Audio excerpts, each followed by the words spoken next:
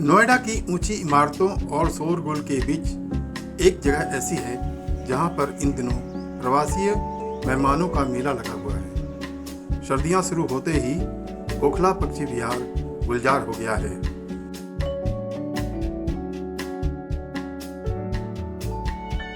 आज हम आपको ले चलेंगे इन विदेशी मेहमानों यानी प्रवासी पक्षियों की दुनिया में।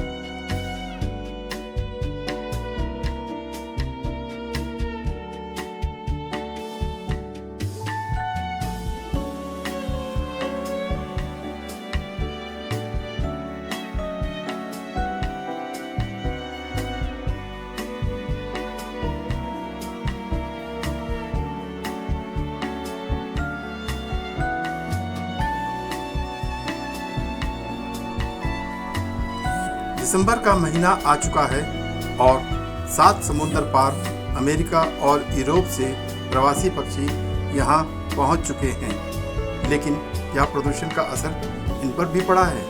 आइए जानते हैं यहाँ आने वाले पर्यटकों और यहाँ के गाइड से।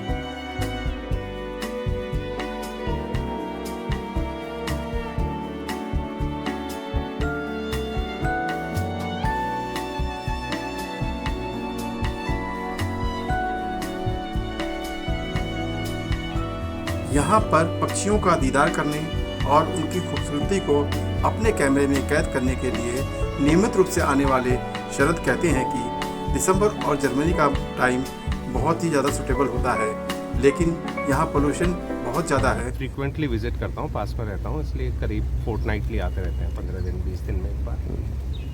तो ये एक सीज़न है जो अक्टूबर से शुरू होता है ना। माइग्रेटरी बर्ड्स आती हैं इस दौरान, लेकिन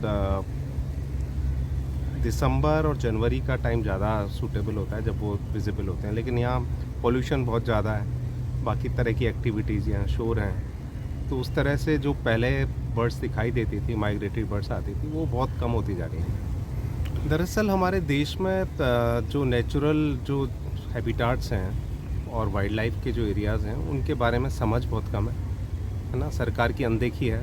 अभी अरावली पूरा जो माउंटेन रेंज है उसको उन्होंने डिक्लेयर कर दिया, इससे 90% जो एरिया है वो पूरी तरह से बाहर चला गया है उस प्रोटेक्टेड एरिया से।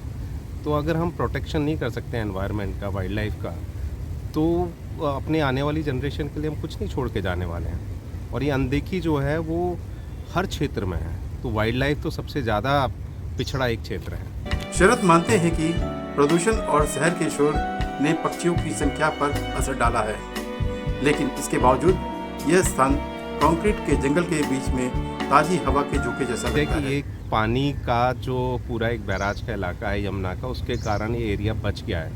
लेकिन अगर यहाँ पे पोल्यूटेड वाटर आता रहेगा और पूरी वनस्पतियाँ उस तरह से नहीं ग्रो करेंगी तो माइग्रेटरी बर्ड इस तरह से आएंगी नहीं। और वो आपको जो एक खूबसूरती है शहर की, जिसको हमें प्रोटेक्ट करके रखना चाहिए था, जो कि आपने ठीक कहा कि कंक्रीट आसपास है, लेकिन कंक्रीट के शहर में अगर हमको कहीं ना कहीं एक ऐसा खूबसूरत एक स्पॉट मिल रहा है तो उसके लिए हमें ज़्यादा प्रोएक्टिवली उसको प्रोटेक्ट करने की ज़रूरत है। बहुत बढ़िया जगह है, बहुत पास में है, शहर के अंदर है, खूब लोगों को आना चाहिए, लेकिन लोगों को और भी थोड़ा सा अपने आप को एजुकेट करने की ज़रूरत है इन सब चीज़ों के बारे में। दूसरी तरफ यहाँ पर तैनात गाइड बिट्टू का नज़रिया थोड़ा अलग है।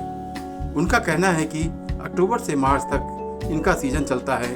अमेरिका और अन्य जगहों से बर्ड्स आते हैं। हजारों की संख्या में पक्षी आए हुए हैं। प्रदूषण पर इनका कोई खास प्रभाव नहीं पड़ रहा है, वरना संख्या कम होती। आप देख सकते हैं कि यहाँ काफ़ी अच्छी संख्या में बर्ड्स हैं और सारे माइग्रेटरी हैं, जो कि अक्टूबर टू मार्च का सीजन चलता है इनका। ये मार्च तक रहेंगे। किस किस प्रकार के बर्ड आते हैं? ये साइबेरियन आते हैं, अमेरिका से भी माइग्रेशन करके और अदर कंट्रियों से भी यहाँ माइग्रेशन करके यहाँ तक आते हैं। अच्छा, ये जो प्रदूषण चल रहा है क्या इसका प्रभाव पड़ता है इन पे? इससे कुछ इतना प्रभाव नहीं पड़ रहा है। वैसे देखा जाए तो अगर प्रभाव पड़ता तो संख्या इनकी कम होना चाहिए थी। हाँ। वैसे आप संख्या देख ही रहे हैं, दिख रहा है काफ़ी अच्छा खासा। यहाँ क्या क्या व्यवस्थाएं की गई हैं लोगों के लिए? काफ़ी है, टूरिस्ट आ रहे हैं। जैसे आपका वाटर में बर्ड्स के लिए आइलैंड वगैरह बनाया जाता है, जिस पे रेफ्टिंग के लिए होता है, इनका मूवमेंट के लिए, जो और भी टूरिस्ट आए हैं हमारे यहाँ, और यहाँ पे काफ़ी अच्छा देखने को उन्हें मिलता है। अगर आप यहाँ आने का प्लान बना रहे हैं तो जान लीजिए सुविधाएं।